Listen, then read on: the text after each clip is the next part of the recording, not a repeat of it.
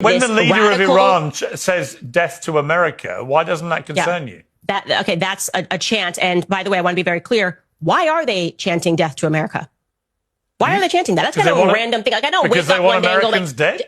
But why do they want? Why are they specifically chanting as opposed to saying, I don't know, death to China or death to Russia? What is it specifically about America? Well, they say death to America, death to Israel, death to the United Kingdom, actually. Oh, okay. Death to pretty much anyone that wants to stand up to them.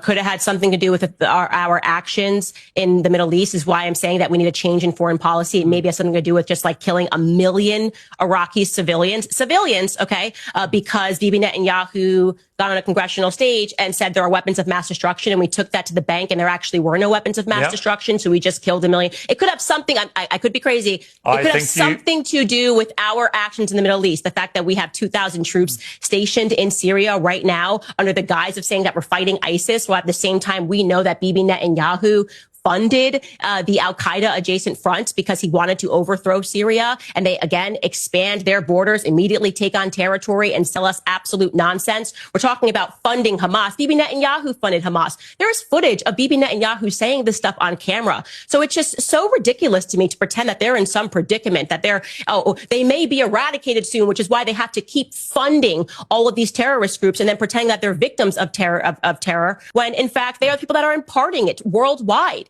You know, I just think that, like I said, Generation 9/11 has grown up, and I think that our eyes are very clear here, and we recognize that our relationship with Israel has become increasingly problematic, and it always was problematic. So I'll again ask the questions, Piers. I'm asking you because we're having a conversation. Yeah. Name something positive that our Zionist AIPAC foreign policy has brought to America.